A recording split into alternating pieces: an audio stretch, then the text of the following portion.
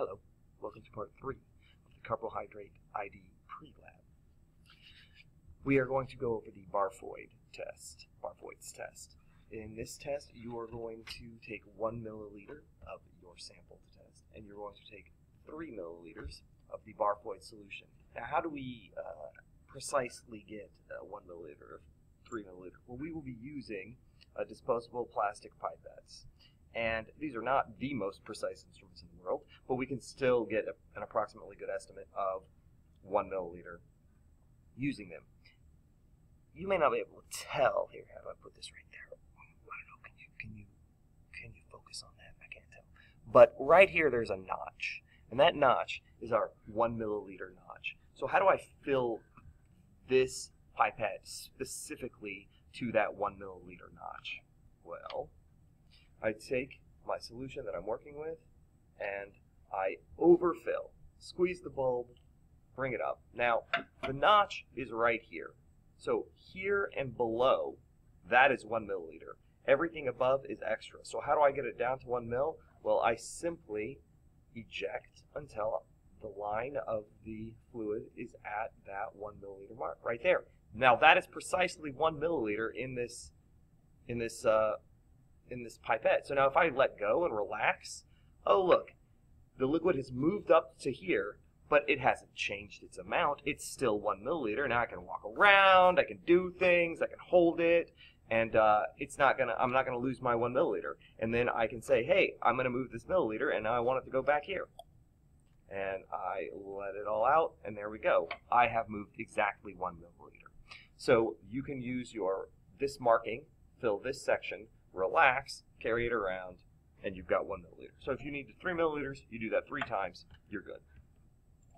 So that's how we move a precise volume.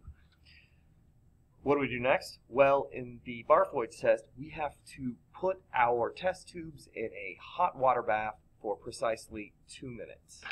So how do we do that? We will use test tube tongs, because we don't put our hands in boiling water, and if glass has been in boiling water for several minutes, then it's going to be freaking hot, and we're not going to use our hands to carry it. So we simply pinch to open, relax to close. Once it's closed, like this, you can relax. You don't even have to hold it. It'll just hold your test tube for you, and that's it. Many of you may have used these already. I don't know.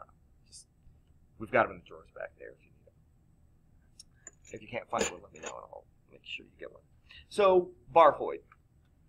1 milliliter of sample, 3 milliliters of the Barfoeds solution, boil for 2 minutes, precisely 2 minutes. Don't overboil. That's bad for this test. Because this test indicates monosaccharides. Because monosaccharides will react in 2 minutes or less. Other carbohydrates will react in more than 2 minutes. So if you go longer than 2 minutes, you could get false positives. This is supposed to tell us what the monosaccharides are. And what does that look like? Well, the Barfoeds solution itself is a blue, so it's going to turn your liquid blue no matter what happens. This is a negative test. There are no monosaccharides in here. However, this guy, this brick red precipitate, down there at the bottom, you can see, look, it looks like crushed up brick dust. That is that's your positive indicator of monosaccharides. So there's definitely a monosaccharide in here. Now, I don't know what's in here. I just know that what's in here is a monosaccharide. And I don't know what's in here. I just know that what's in here is not a monosaccharide. So this sample did not come from our monosaccharides. So there it is, Barfoeds test. I hope this helps. Struggle well. One last note, I should have said it earlier. This stuff is a solid, which means we do not pour it down the sink.